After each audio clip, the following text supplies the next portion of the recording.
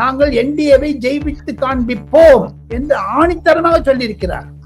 तमिलनाडु में हम निश्चित रूप से सरकार बनाने जा रहे हैं और अच्छे बहुमत के साथ. ஏன் ராகுல் காந்தி கடந்த 6 மாதங்களாக ஸ்டாலின் அவர்களிடம் பேசுவது இல்லை? ராகுல் Gandhi is anti MK Stalin. Edappadi Palaniswami தேசிய ஜனநாயக முன்னணி காங்கிரஸ் ஒரு சிரித்த கூட்டணி, திமுக ஒரு அலற கூட்டணி. ஏ ரோத்தே ரேத்தாக ஏ முஸ்குராத்தே அப்படின்னு சொன்னார். இந்த ஒரு டைனிங் டேபிள் விலையை ஒண்டி 1.5 கோடி ரூபாய் 6 சேர். இது ஆம் ஆத்மியா, இது அமீர் ஆத்மியா சார்? தமிழகத்துக்கு பிரச்சாரத்துக்காக ராகுல் காந்தி வருவாரா மாட்டாரா? என்னை பொறுத்து மட்டும் வரமாட்டார். கோலஹலாஸ் டிவி யூடியூப் சேனல், இது வாய்மையின் எக்காலம்.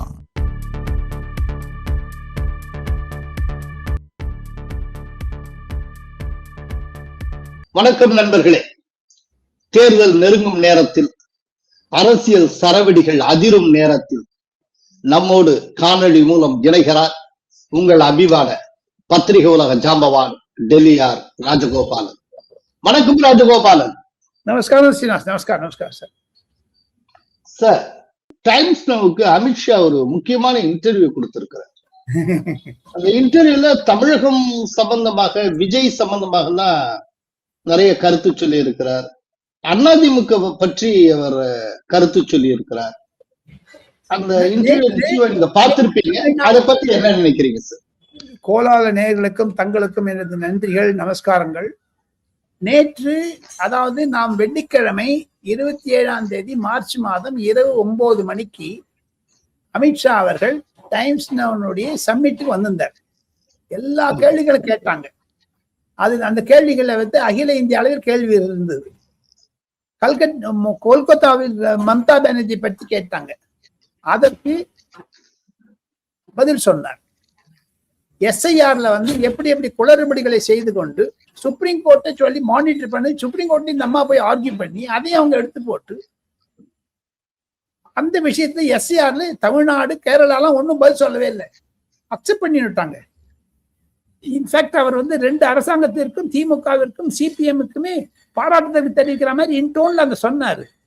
இப்ப மம்தா பானர்ஜி ஏன் இந்த குஸ்பேட்டின்னு சொன்னா இன்ஃபில்ட்ரேட்டர்ஸ் அர்த்தம். அந்த இன்ஃபில்ட்ரேட்டர்ஸ் மயன்மாரில் இருந்தும் பங்களாதேஷ் வருகிறார்கள். அங்கிருந்து சென்னைக்கும், திருப்பூருக்கும், பெங்களூருக்கும், ஹைதராபாத்துக்கும் போகின்றிருக்காங்க ஒரு அர்த்தத்தை சொல்லிட்டு, அதே வேகத்துல அமித்ஷா நவிகா அம்மா கேட்டாங்க, வெஸ்ட் பெங்கால் முடிஞ்சிட்டு இப்ப கேரளாக்கு வாங்க. கேரளா பதில் சொன்னாரு, தமிழ்நாட்டுக்கு வாங்க. தமிழ்நாடு ஆரம்பிச்ச உடனே சொன்னார். அவர் சொல்றாரு ஓப்பனா, எடப்பாடி பழனிசாமி மேரா படே பாய் ஹே, அதிமுக தேசிய ஜனநாயக கூட்டணிக்கு எடப்பாடி பழனிசாமி தான் பிக் பிரதர். एआईडीएमके के साथ छोटी छोटी कई दलों को मिलाकर एनडीए का एक गठबंधन किए हैं और वो चुनाव लड़ रहे हैं. इनके एआईडीएमके हमारा बड़ा भाई है, वहां पर हमारे बड़े साथी हैं. அந்த அளவுக்கு நம்பிக்கை உடைய ஆக்சுவலா அது பிக் பிரதர்ங்கிறத கூட தப்பா புரிஞ்சுக்கிறதுக்கு ஒரு வாய்ப்பு இருக்கு. உங்களுக்கு மூத்த சகோதரர் போல அப்படிங்கிற அர்த்தத்துல அவர் சொல்லியிருந்தார். அதுக்கு விளக்கமும் கொடுத்தாரு. அவர் பாடி லாங்குவேஜ் நீங்க அந்த சமயத்தை அந்த வீடியோ பாத்தீங்கன்னாலே தெரியும். எடப்பாடி பழனிசாமிக்கு 70 வயசு, எனக்கு 55 வயசுங்கிற மாதிரி சொல்றாரு. பிக் பிரதர் அந்த ஆட்டிடியூட் சொல்றாரு. அரசியல் முதிர்ச்சி பெற்ற முதலமைச்சராக இருந்தவர், அந்த மாதிரி சொல்றாரு. இப்ப பாருங்க, அதை கம்பேர் பண்ணி பாருங்க. அப்படி இருக்கும் பொழுது அந்த தமிழ்நாட்டில் ஆன்டி இன்கம்பன்சி இருக்கிறது.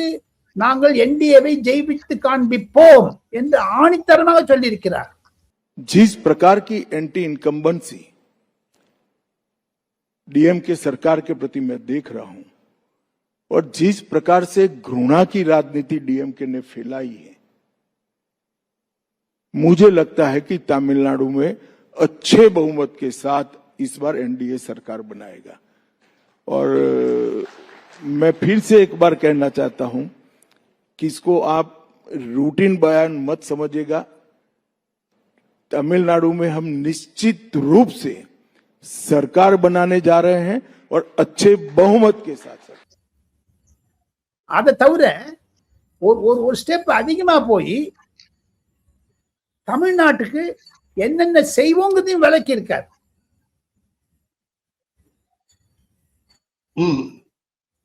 இதெல்லாம் வச்சு பாத்தீங்கன்னா அந்த பிக் பிரதர் எடப்பாடி பழனிசாமி சொன்னாரு மு.க. ஸ்டாலின், ஏன் ராகுல் காந்தி ஸ்டாலினுக்கு சொல்லல சார் பிறந்த நாளைக்கு? இதுதான் அந்த கூட்டணியில இன்னும் ஜெல்லாகல, இந்த கூட்டணியில ரொம்ப இணக்கமாக ஒற்றுமையாக இருக்கிறார். அதற்குத்தான் 4 நாட்களுக்கு முன்னாலே பியூஷ் கோயல் அவர்கள் அமித்ஷாவிடம் சொல்லும் பொழுது, நேரில் பார்த்து சொல்லும் பொழுது, அந்த அணியை டிச் பண்ணிட்டேன்னு செட்டில் பண்ணிட்டேன்னு அர்த்தம். ஹிந்தியில டிச் ஓகியான்னு செட்டில் பண்ணிட்டேன்னு அர்த்தம். அப்ப அவர் சொன்னாரு, அமித்ஷா சொன்ன வார்த்தை, அருகே தருண் சுக், அருண் சிங் மற்றும் சில பாஜகவுடைய தேசிய நிர்வாகிகள் உட்கார்ந்து இருக்கும் போது அவர் சொன்னாரு, எடப்பாடி பழனிசாமியுடைய தேசிய ஜனநாயக முன்னணி காங்கிரஸ் ஒரு சிரித்த கூட்டணி, திமுக ஒரு அலற கூட்டணி, ஏ ரோத்தே ரேத்தாக ஏ முஸ்குராத்தே அப்படின்னு சொன்னார். இந்த முஸ்குராத்தேன்னா சிரித்த வண்ணம் இருப்பது. இது யாரை பார்த்து சொன்னது? அமித்ஷா அவர்கள் தன்னுடைய பியூஷ் கோயல் சொன்ன போது அந்த கருத்தை தெரிவித்தார். அதை 2 பேர் என்கிட்ட சொன்னாங்க. எடப்பாடி அதே மாதிரி ஆயிடுச்சா சார்? இப்ப மதிமுகவுடைய அவைத்தலைவர் சொல்லி இருக்கிறார், நாங்கள் சிரித்துக் கொண்டே அழுகின்றோம் அப்படின்னு இருக்காரே சார், கண்ணீர் விட்டுருக்காரே சார். சிலர் சிரிப்பார், சிலர் அழுவார், நாங்கள் சிரித்துக் கொண்டே அழுகின்றோம். அமித்ஷா சொன்னது அப்படியே நடந்திருக்கேன். அதே அமித்ஷா சொன்னது நாங்க ஒரு வருஷத்துக்கு முன்னாடி சொன்னேனே, ஓபிஎஸ் டிஎம்கே ஆளு, எடப்பாடி கிட்ட நான் சொன்னேன்னு சொன்னது ஞாபகம் இருக்கோ உங்களுக்கு? அதான் ஞாபகத்து இருக்கு. एक तो मुस्कुराते अलायंस है, दूसरा रोते अलायंस है அப்படின்னு அது எல்லாரும் புரியுது. நீங்க ஓபிஎஸ் டிஎம்கே பக்கம் இருக்கிறார் அப்படின்னு அமித்ஷா சொன்ன தகவல், அந்த தகவலை நான் தந்தி டிவில சொன்னேன். அந்த விஷயத்தை சொன்னப்போ ஓபிஎஸ் ஆதரவாளராக இருக்கக்கூடிய ஒரு பத்திரிகையாளர் அதை மறுத்தார். இன்னைக்கு கடைசியில ஓபிஎஸ் டிஎம்கே தான் போயிருக்கிறார். சார் அப்படின்னா அமித்ஷா எப்படிப்பட்ட சாணக்கியர், ஒவ்வொருத்தரும் எப்படி அளந்து வச்சிருக்காருன்னு பாருங்க சார். என்ன சார், ஒரு 21 மாநிலங்களை பாஜக பக்கம் கொண்டு நரேந்திர மோடியை 3வது தரம் பிரதமர் ஆக்கியது, அந்த பெருமை அமித்ஷா அவர்களுக்கு 90-100% போகும் சார். அந்த ஒரு கெப்பாசிட்டி டு ஆர்டிகுலேட் அமித்ஷா கிட்ட நம்ம கத்துக்கணும் சீனிவாசன். சார் அது தவிர அந்த இன்டர்வியூல, டைம்ஸ் நவ் இன்டர்வியூல விஜய பற்றி அமித்ஷா என்ன சொல்லியிருக்கிறார்? நாங்க அதை பத்தி கவலைப்படல, அவ தனியா இருக்கிறது பெட்டர் அப்படின்னு சொல்லி முடிச்சிட்டேன். நீங்க போய் கான்டாக்ட் பண்ணிக்கலாம்னு கேட்டபோது हम क्यों बात करेंगे उससे, जरूरत வாண்ட பேச மாட்டோம்னு சொல்லிட்டேன். அவ தனியா இருப்பது நல்லதுன்னு சொல்லிட்டேன்.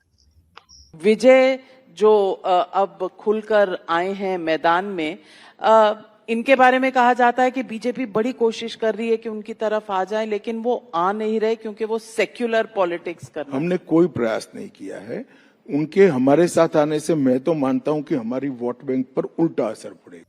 அது அதனுடைய சாராம்சம் எப்படின்னு கேட்டா, 3 முறை அமித்ஷாவிடம் பேசிய பிறகு எடப்பாடி பழனிசாமி அவர்கள் சொன்ன கருத்தை தான் அமித்ஷா பிரதிபலித்தார் அமித்ஷா இன்டர்வியூல.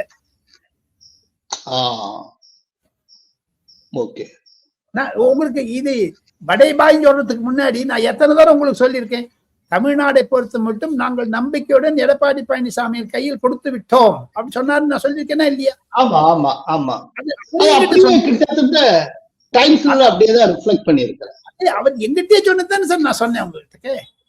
ஆக மொத்தம் இந்த பின்னணியில் பார்த்தால் கண்டிப்பாக அமித்ஷாவிற்கு ஒரு கிரிப் இருக்கு, ஆன்டி இன்கம்பன்சி இருக்கு.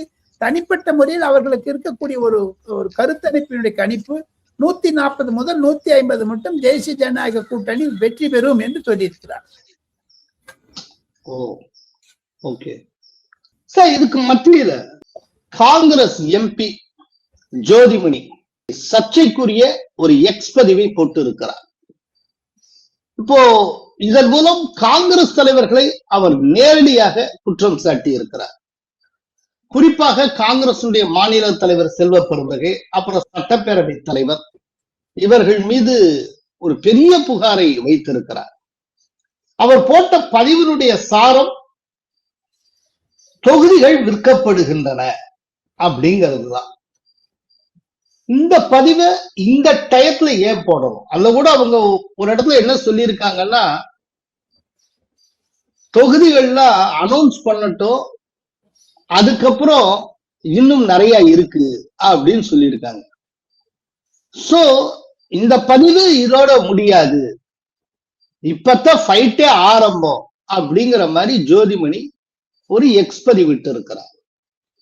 இது இந்த டயத்துல ஏன் வரணும்? ஜோதிமணிக்கு பின்னால் யாரு இருக்கிறார்? டோட்டலா இந்த பதிவினுடைய சிக்னிபிகன்ஸ் என்ன?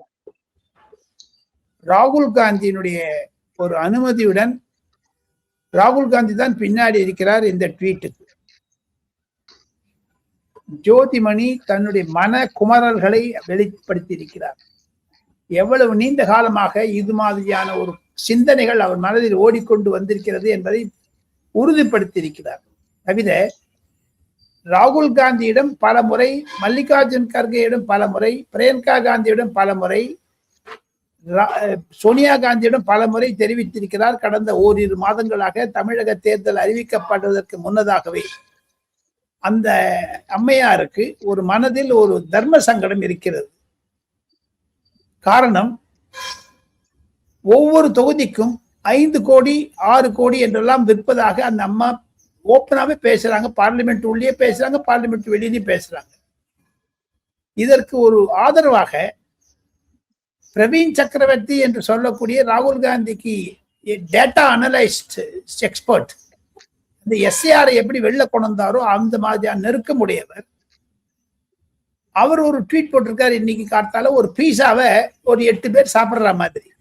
இன்றைய நிலை முட்டாள்தனம், மாற்ற முயற்சிப்பது புத்திசாலித்தனம் என்று போட்டு அதுல தமிழ்நாடு காங்கிரஸ் தலைவர்கள் என்று ஒரு 2 கார்ட்டூனை போட்டுட்டு தன்னுடைய ட்விட்டர்ல போட்டிருக்காரு.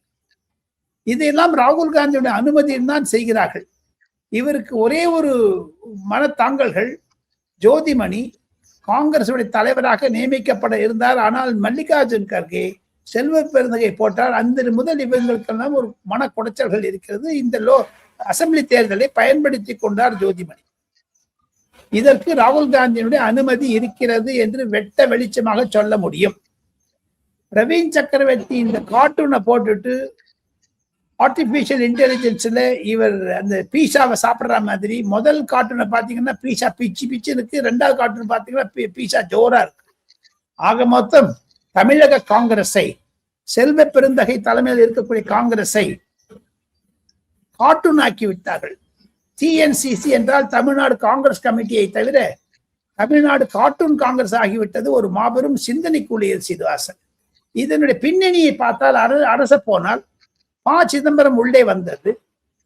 எப்பொழுது மு.க. ஸ்டாலின் அவர்கள் காங்கிரசுடைய உறவு வேண்டாம் என்று எல்லாம் கைகொடி விடக்கூடிய சமயத்தில் சோனியா காந்தியிடம் பேசி, ராகுல் காந்தியை மீறி ஸ்டாலினிடம் வற்புறுத்தி, சோனியா காந்தியும் ராகுல் காந்தியும் ஒரு மன கோளாறுகள் இருக்கும், குழப்பத்தில் இருக்கும் பொழுது சோனியா காந்தியை ஸ்டாலினிடம் பேச வைத்ததெல்லாம் சிதம்பரம். ஆக அந்த கோபமும் ஜோதிமணிக்கும் இருக்கிறது. தங்களுக்கு இன்னொன்னு ஞாபகத்துலன்னு நினைக்கிறேன், மாணிக் தாக்கூர் தினம் ஒரு கார்ட்டூன் போட்டிருந்தார் பாரதியாருடைய மீசியை வச்சிருந்து. ஸோ ஆக மொத்தம் ட்விட்டர்ல தமிழ்நாடு காங்கிரஸ் ஒரு பெரிய கொடைச்சலை உண்டாக்கி விட்டது.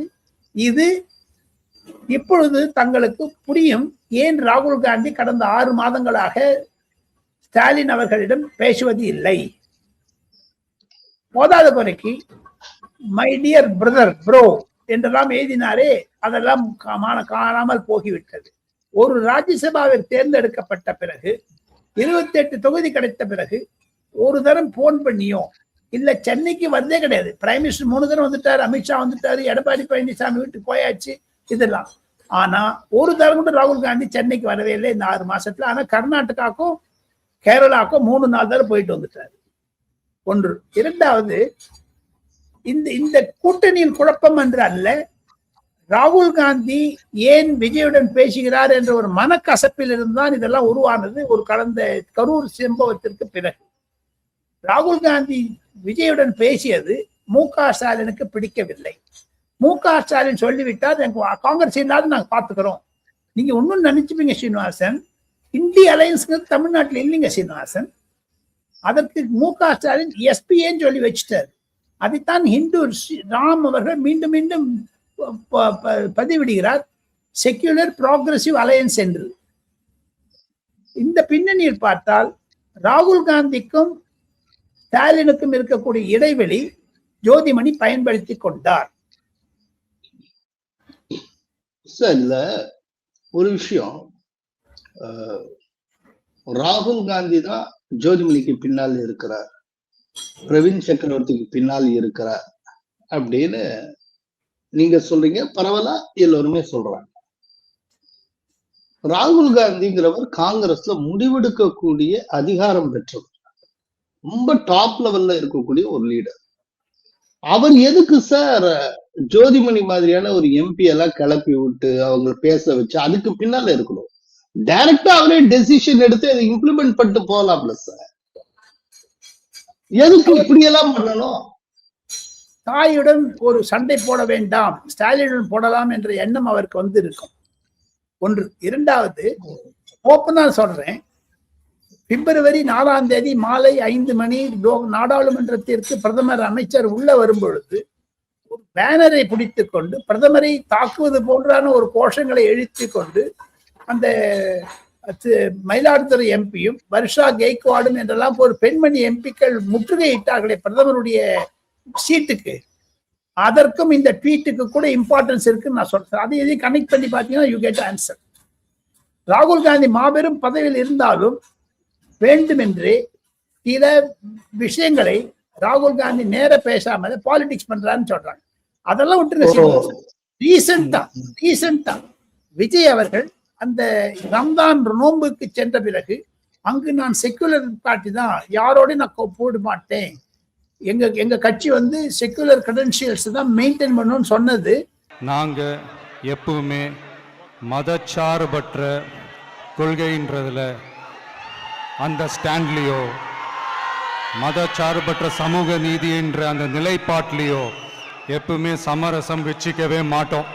ராகுல் காந்தி பார்த்து அன்று காங்கிரசிடம் இருந்து ஒரு முக்கிய தலைவர் ராகுல் காந்தியுடன் அனுமதியுடன் விஜயுடன் பேசியிருக்கிறார். விஜயுடன் பேசிய பிறகு பாண்டிச்சேரியில் நாம வந்து கூட்டு வச்சுக்கலாம், ரங்கசுவாமி எங்களுடன் பேசிக் கொண்டிருக்கிறார், தாங்களும் வரலாம், விஜயும் வரலாம், காங்கிரசும் வரும் என்றெல்லாம் சொல்லி ஒரு கட்ட பார்த்தாங்க பாண்டிச்சேரியில. எப்போ இந்த சென்னையில இந்த டாக்ஸ் பாப்புலரா இருக்கும் அந்த சமயத்தை, இந்த சமயத்தை பார்க்கும்போது இது ராகுல் காந்தியோட குழப்ப நிலையைத்தான் வெளிப்படுத்துகிறது சீனிவாசன்.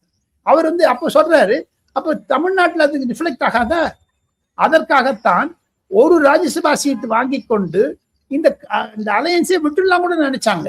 அதனுடைய பிரதிபலிப்பு தான் ஜோதிமணி தன்னுடைய குறிப்பில் எக்ஸ் குறிப்பில் போட்டிருக்கிறார். லிஸ்ட் வரட்டும் பாத்துக்கலாம். இன்னைக்கு சாயங்காலம் லிஸ்ட் வந்துட்டு என்ன ஆகும் சீனிவாசன்?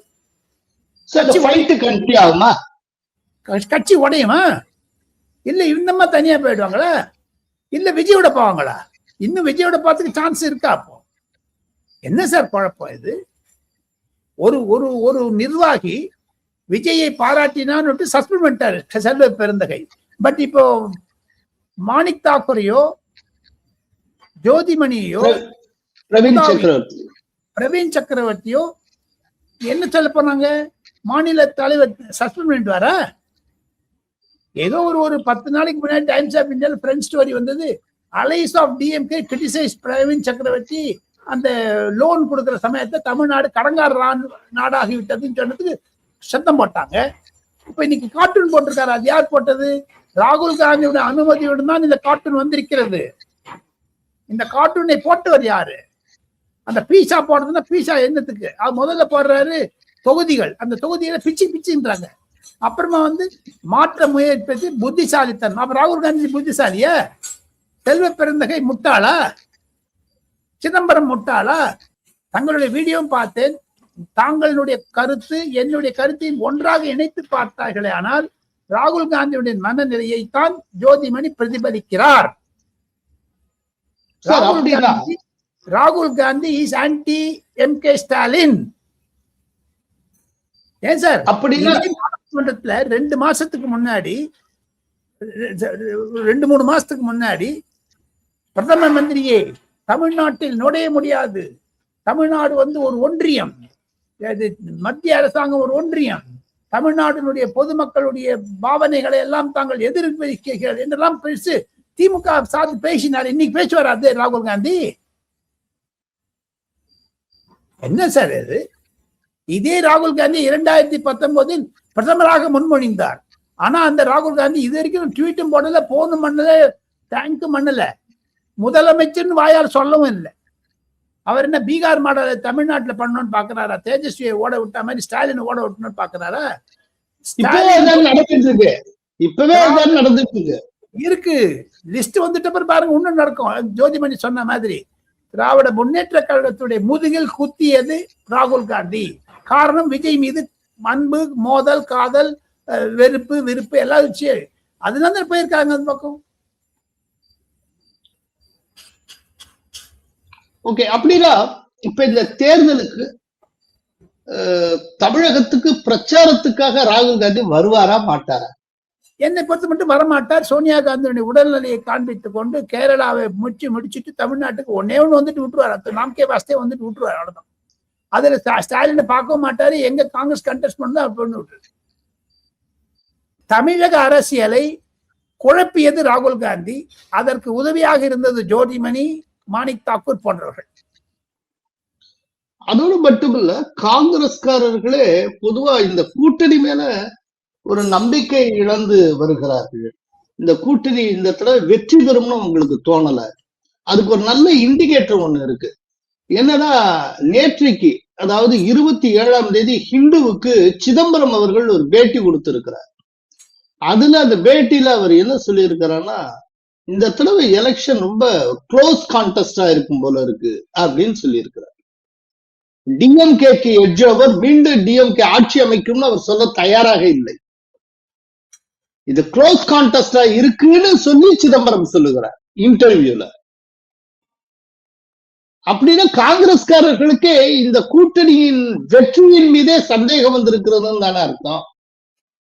அதே சிதம்பரம் ஏன் நெகோசியேட் பண்ணாரு? ஸ்டாலினும் சோனியா காந்தியை பேச வச்சாரு. ஓகே, அது கொஞ்சம் அதனாலதான் ஜோதிமணி தொகுதிகள் விற்கப்படுகின்றன சொல்றாங்களா? ஆமா, சஸ்பெக்ட் பண்றாங்களா? ஆமா. ஏன் இப்போ யார் அப்பாயின்ட் பண்ணாங்க சார் சிதம்பரத்தை நெகோசியேட் பண்றதுக்கு? சோனியா காந்தியா? அதிகாரப்பூர்வமா மல்லிகார்ஜுன் கார்கேயா? இவனே சார் மூக்கு நுழைக்கிறாரு. வெங்கல கடை யானை பூந்த மாதிரி. ஸ்டாலின் வாஸ்ட் என்னை பொறுத்து மட்டும் மு.க. ஸ்டாலினை பாராட்ட வேண்டும், காங்கிரஸ் வேண்டாம் என்று அடிச்சு சொன்னாரு. இவர் போய் காங்கிரஸ் சில எம்பிக்கள், சில தலைவர்கள்லாம், காங்கிரஸ் ஒர்க்கிங் கமிட்டி மெம்பர்ஸ் எல்லாம் எங்கிட்ட சொல்றது கேட்டீங்கன்னா கஷ்டமா இருக்கு சீனிவாசன். எந்த காங்கிரஸ் கட்சி 1977 இருந்து நான் டெல்லியில் பார்க்கிறேனோ, Kamalapati Tripathi, Umashankar Dikshit, Abdul Rahman அந்தரே, VP satay, Arjun Singh, Sitaram kesari, PV. Narasimha Rao போன்ற ஒரு தலைவர் நான் ரிப்போர்ட் பண்ணியிருக்கேன்.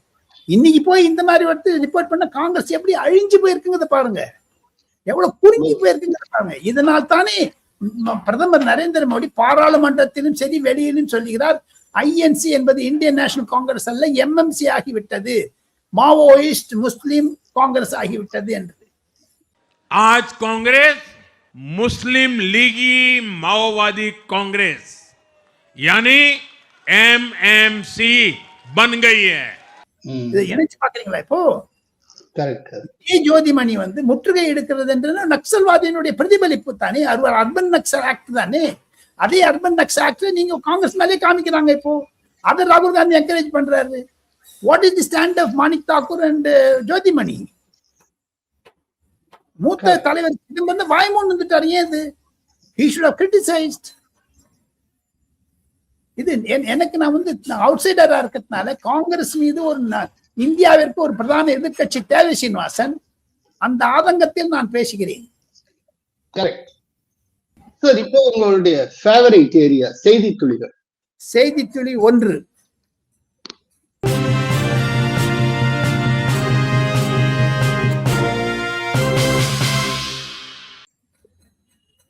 டெல்லி சட்டசபையில் ஒரு கேள்வி வந்தது.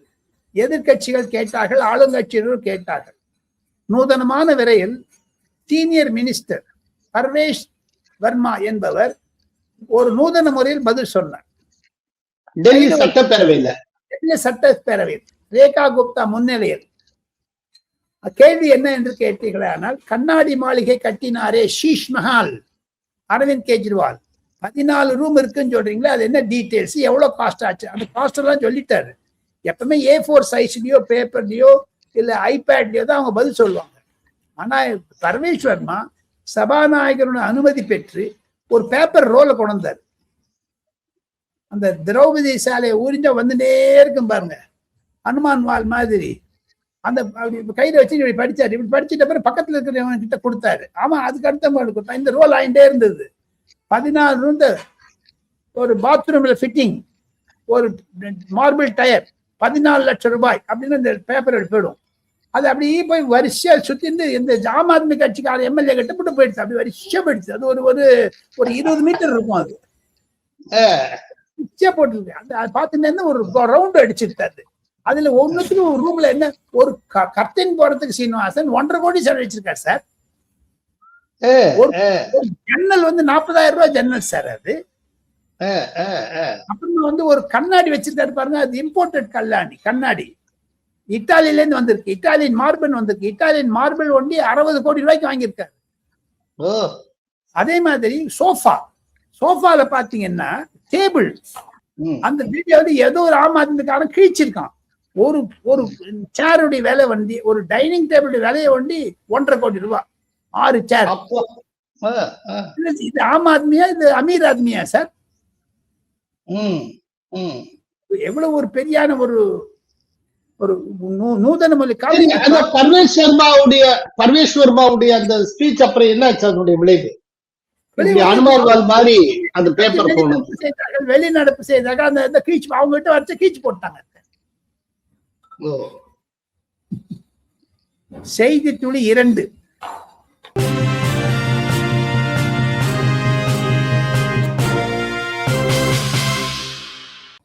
ஜஸ்வீர் சேர்கில் என்று சொல்லக்கூடிய பாஜகவுடைய பேச்சாளர், ஸ்போக்ஸ் பர்சன், முதலில் காங்கிரஸில் இருந்தவர், மிக மிக மிக நெருக்கமாக இருந்தவர் ராகுல் காந்தியிடம்.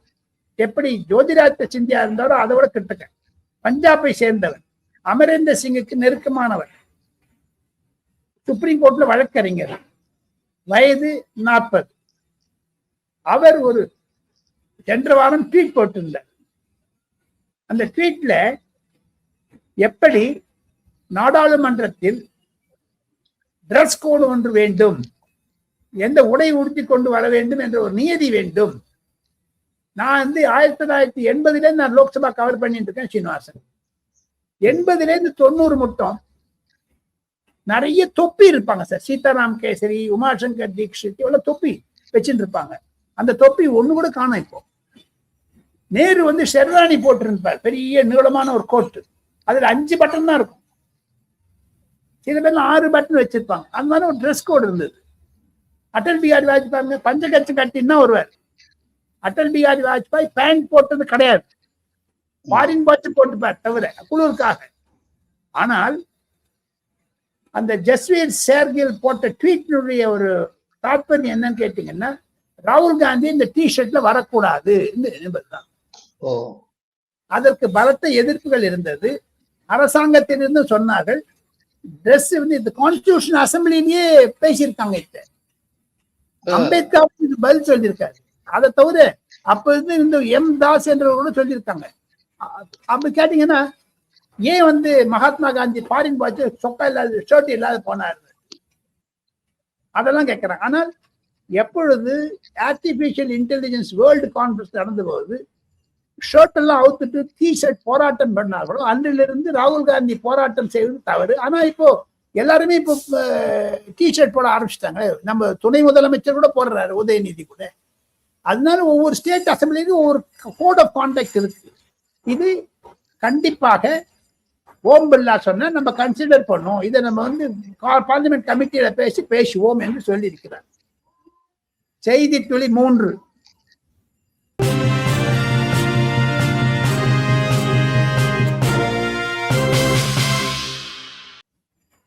சோனியா காந்தி கங்காராம் ஹாஸ்பிட்டல் என்ற இடத்தில் அனுமதிக்கப்பட்டிருக்கிறார். கடந்த 4 நாட்களாக உடல் தேடி வருகிறது. அந்த அம்மையாரிடம் பல வழக்கறிஞர்கள் போயிட்டு வந்து இருக்காங்க. அவங்க பெட்ரிடனா இருக்கிறப்போ எதுக்கு லாயர்ஸ் போய் பாக்குறாங்க? டாக்டர்கள் தானே பார்க்கணும். டாக்டரும் பார்க்கறாங்க, லாயரும் பார்க்கறாங்க. காரணம் என்ன என்று கேட்டால் 18 முதல் 20 அமைப்புகள் இருக்கின்றன. ட்ரஸ்ட் இருக்கு. அந்த ட்ரஸ்ட், பெனவலன்ட் ஃபண்ட், ஃபவுண்டேஷன், சொசைட்டி இதெல்லாம் இருக்கு. அதற்கெல்லாம் ஒழுங்குமுறை நீதிமன்றம் எல்லாம் பண்ணிட்டு அதற்கு ஒரு பில் எழுதி வச்சிருக்காங்க. எனக்கு அப்புறம் யாரு அப்படின்னுட்டு. அப்படி என்று ஒரு டெல்லியில் பரவலாக பேசப்படுகிறது. அந்த அம்மையாருக்கு அந்த எஸ்டிஎம் என்று பெயர், சப் டிவிஷன் மேஜிஸ்ட்ரேட். அவர் நேர போய் நீங்க உடல்நிலை சரியில்லைன்னு அந்த டிஸ்ட்ரிக்ட் மேஜிஸ்ட்ரேட் வீட்டுக்கு வருவார். நார்த் இந்தியாலாம் வந்து கையெழுத்து இருந்தார். தமிழ்நாட்டில் கூட இருக்குது. ஸோ அது கையெழுத்து போட்டதாக கேள்வி. அது ஒரு பரவலாக டெல்லியில் பேசப்படுகிறது. எஸ்டிஎம் முன்னிலையில சோனியா காந்தி தன்னுடைய உயில்கள்ல கையெழுத்து போட்டிருக்கிறாரா ஹாஸ்பிட்டல்ல இருந்து? அது ரிஜிஸ்டருக்கு equal, registration equal. Okay okay. செய்தி துளி 4.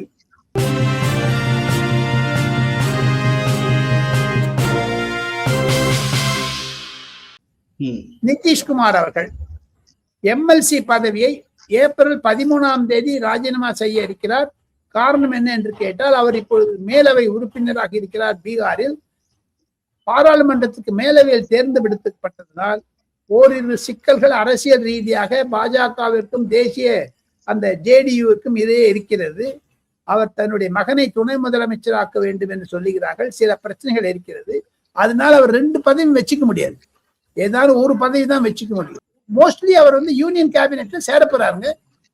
முதலமைச்சர் பதவி ராஜினாமா பண்ணி தன்னுடைய மகனை துணை முதலமைச்சராக்க வேண்டும் என்று நிர்பந்தம் படுத்துகிறார்கள். பாஜகவிற்கு அங்கு ஆளுமை இருக்கிறது. நிறைய எம்எல்ஏஸ் இருக்காங்க. ஆர்ஜேடிக்கு ஒண்ணும் கிடையாது. இனிமேல் நிதிஷ்குமார் டேர்ன் கோட் பண்ண முடியாது, பல்டுராம் மாதிரி பண்ண முடியாது. எனினும் இது ஒரு பிரச்சனையாகத்தான் இருக்கிறது. நிதிஷ்குமார் எதை ராஜினாமா பண்ணுவார் என்பதுதான் செய்தி துளி சீனிவாசன். எதை ராஜினாமா பண்ணுவார்னா என்ன அர்த்தம்? ஒன்னு ராஜ்யசபாவா இல்ல எம்எல்சிஏ. சார் ராஜ்யசபா மெனக்கிட்டு இப்பத்தான சார் எலெக்ட் ஆனாரு.